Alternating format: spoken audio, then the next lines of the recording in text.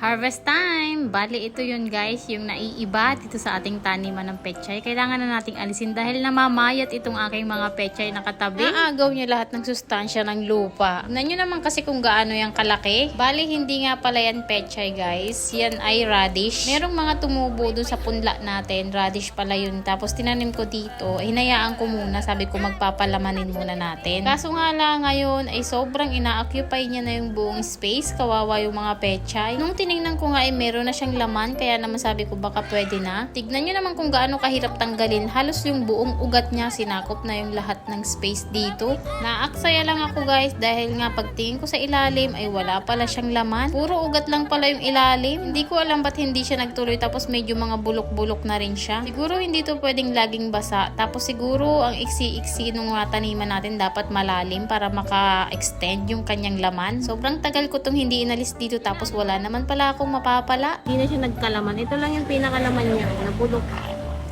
Matanda na. Nasobrahan na yata. Namayat na oh. Samantalang yung mga nandun, sobrang tataba kasi wala dito kumaagaw ng sustansya. Lahat lang napupunta sa pechay. 2 weeks na to guys nung na-transplant natin. Ang ganda. Ang tataba. Walang sira yung mga tao. Organic lang yan lahat guys.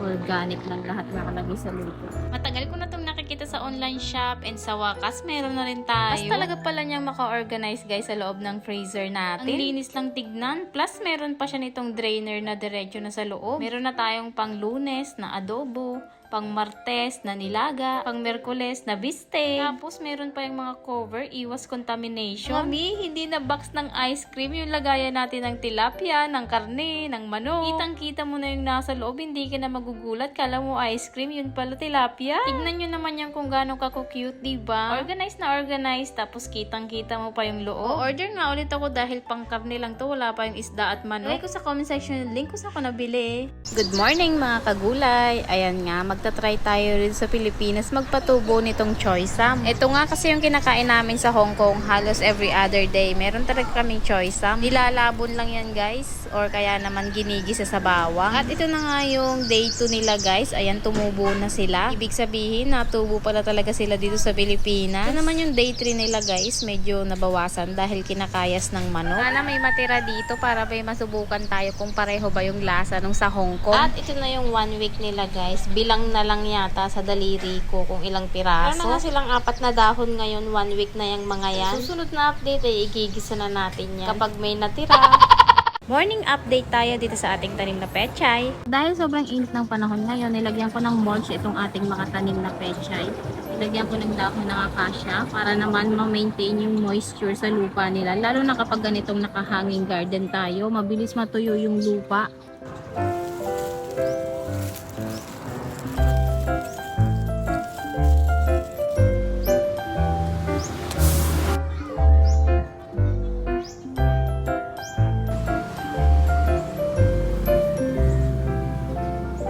Mais naman nga ang naisipan kong itanim dahil dumating na yung mga buto na in-order natin. Alukbati din dyan at saka itong chicharo. Ang galing nga kasi sobrang dami nilang freebies. May Baguio beans pang ibinigay, tapos kamatis, okra, sitaw. Kaya naman mas madami tayo ditong maitatanim sa likod bahay. Una ko ang ginawa ay binasa ko yung lupa tapos binungkal-bungkal. Tapos nga ay nilagyan ko na ng mga magagandang pataba. Meron nga tayo dyang loam soil, coco peat, tsaka yung chicken manure. Tapos nga ay diniligan ko ulit para mailagay na natin yung mga buto. Nakikita nyo naman yung mga manok guys na aali-aligid. Kaya naman lalagyan din natin ito ng kawayan pagkatapos nating matamnan at diniligan ko na rin pagkatapos. Kailangan talaga to dahil siguradong walang makakaligtas na mga buto, lalo pa naman mais. Favorite yan ng mga manok. Kapag may budget na tayo ay bibili na ako ng net. Lalagyan ko na talaga ng kulambutong paikot ng taniman ko. Isang magandang pataba din para sa mga tanim natin itong dahon na to. Ginagamit ko nga to pang mulch dito sa ibabaw dahil nga sobrang init ngayon, mabilis matuyo yung mga lupa nila. Pwede rin pala yung dahon ng malunggay at kapag sila ay na-decompose na, pwede na rin maging pataba para sa ating mga tanim. Sobrang ganda ng dahon na to guys. Kaya naman kung may available sa inyo, naku ayan, ipaglalagay nyo na sa mga tanim nyo. Pati sa ilalim pala nito meron ding mga ganyang dahon. Anong tawag sa inyo nito guys? Sarap nito guys sa tinola oh. Malalaki na yung bunga. Tara, sama kayo, maghahanap tayo ng mga kawayan na ilalagay natin doon sa ginawa ko na bagong garden bed. Kailangan nating lagyan ng mga harang yung gilid kasi nga tinakayas ng manok. Walang matitira ng mga tanim natin. So tara, sama kayo dito sa aming bukid. Bukid. Ito, dating taniman ng mga saging, pero ang ginawa ni Papa ngayon tinaniman ng mga kakao. Ayan, sobrang daming kakao ngayon. Ayan, oh. Puro kakao na guys, kaya wala na kaming saging. Tapos nyug at maraming puno ng kakao. So dito yung puno ng kawayan natin, maliit. Kuha tayo ng marami. Kailangan natin gamitin dun sa ating garden bed. Ayan. Yung anak ko yung pinakuha ko ay maghahakot na lang. Ayan sila. Saan kayo kumuha? Saan ka mo nagkuakin? Pwede ning ano, anuhan ng sitaw. Sitaw.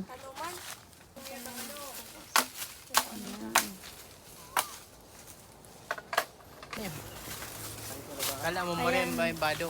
Sobrang laki ng mga kawayan. Ba ano yun? Kaysa man hawak mo marin. Yung anak ko nga na panganay, yung nagpuputol, nagrereklamo nga, ako hindi talaga sanay sa mga ganitong gawain. Dami na agad pula-pula yung katawan, nangangati na. Abangan nyo guys, dito natin yan lalagay sa likod bahay.